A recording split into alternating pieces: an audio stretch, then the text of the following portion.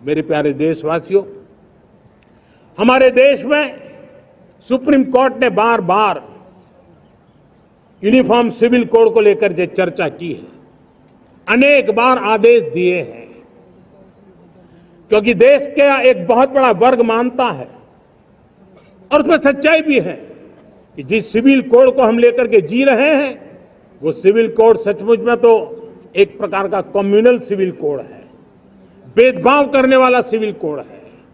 ऐसे civil code से जब संविधान के 75 वर्ष मना रहे हैं और संविधान की भावना भी जो हमें कहती है करने के लिए, देश की सुप्रीम कोर्ट भी हमें कहती है करने के लिए, और तब जो संविधान निर्माताओं का सपना था उस सपने को पूरा करना हम सबका दायित्व है। और मैं मानता हूं इस गंभीर विषय पर देश में चर्चा हो, व्यापक चर्चा हो, हर कोई अपने विचारों को लेकर के आए और उन कानूनों को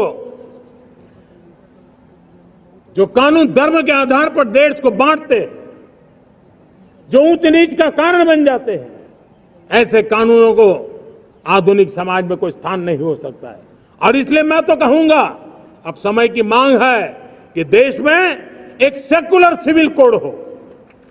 हमने कम्युनल सिविल कोड में 75 साल बिताए हैं, अब हमें सेक्युलर सिविल कोड की तरफ जाना होगा और तब जाकर के देश में धर्म के आधार पर जो भेदभाव हो रहे हैं, सामान्य नागरिक को जो दूरी महसूस होती है, उससे हमें मुक्ति मिलेगी।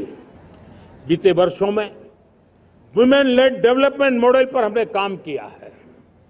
इनोवेशन हो, एम्प्लॉयमेंट हो, एंटरप्रेन्योरशिप हो, हर सेक्टर में महिलाओं के कदम बढ़ते जा रहे हैं। महिलाएं सिर्फ भागीदारी बढ़ा रही है ऐसा नहीं, महिलाएं नेतृत्व दे रही है। आज अनेक क्षेत्रों में, आज हमारे रक्षा क्षेत्र में देखिए, हमारा एयरफोर्स हो, हमारी आर्मी हो, हमारी नेवी हो, हमारा स्पेस सेक्टर हो, आज हमारी महिलाओं का हम दमखम देख रहे हैं देश के लिए। लेकिन दूसरी तरफ कुछ चिंता की बातें भी आती हैं और मैं आज लाल किले से फिर बार एक अपनी पीड़ा व्यक्त करना चाहता हूं। एक समाज के नाते हमें गंभीरता से सोचना होगा कि हमारी माताओं, बहनों, बेटियों के प्रति जो अत्याचार हो रहे हैं, उसके प्रति देश का आक्रोश है, जन सामान्य का आक्रोश है। इस आक्रोश को मैं महसूस कर रहा हूं। इसको देश को, समाज को, हमारी राज्य सरकारों को गंभीरता से लेना होगा। महिलाओं के विरुद्ध अपराधों की जल्द से जल्द जांच हो, राक्षसी कृत्य करने वालों को जल्द से जल्द कड़ी सजा हो, वो समाज में विश्वास पैदा करने के लिए जरूरी है। मैं ये भी बताना चाहूंगा कि जब बलात्कार की या महिलाओं पर अत्याचार की घटनाएं घटती हैं तो उसकी बहुत चर्चा होती है, बहुत प्रचार होता है, मीडिया में छाया रहता है। लेकिन जब ऐसे राक्षसी मनोवृत्ति व्यक्ति को सजा होती है तो वो खबरों में कहीं नजर नहीं आती है, कोने में कहीं पड़ा रहता है।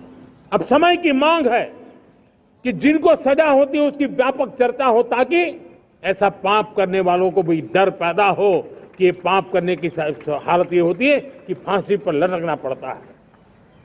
और मुझे लगता है कि डर पैदा करना बहुत जरूरी है। मेरे प्यारे देशवासियों, जब मैं देश में एक चिंता हमेशा कहता हूं, परिवारवाद, जातिवाद भारत के लोकतंत्र को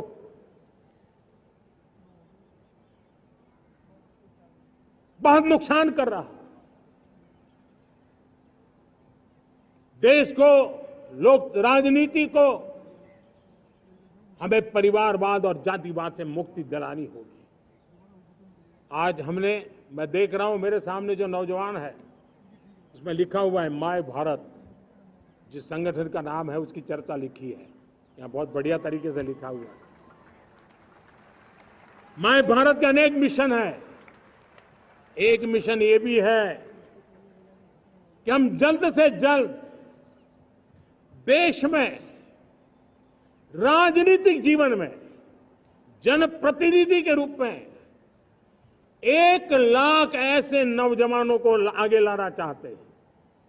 शुरुआत में 1 लाख नौजवानों को आगे लाना चाहते हैं जिनके परिवार में किसी का भी कोई राजनीतिक बैकग्राउंड न हो, जिसके माता पिता भाई बहन चाचा मामा मामी कभी भी राजनीति में नहीं रहे, किसी भी पीढ़ी में नहीं रहे, ऐसे होनहार नौजवानों को फ्रेश ब्लड 1 लाख, चाहे वो पंचायत में आए, चाहे नगर पालिका में आए, चाहे जिला परिषदों में आए, चाहे विधानसभा में आए, लोकसभा में आए, 1 लाख नए नौजवान, कोई भी प्रकार का पूर्व का राजनीतिक इतिहास उनके परिवार का ना हो, ऐसे फ्रेश लोग राजनीति में आए ताकि जातिवाद से मुक्ति मिले, परिवारवाद से मुक्ति मिले, लोकतंत्र को समृद्धि मिले। और जरूरी नहीं है कि एक दल में जाए, उनको जो पसंद हो उस दल में जाए, उस दल में जाकर के वो जनप्रतिनिधि बन करके आगे आए।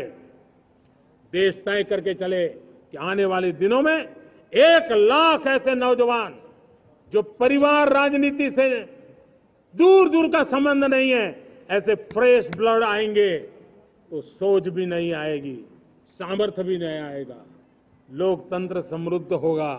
और इसलिए हमें इस दिशा में आगे होना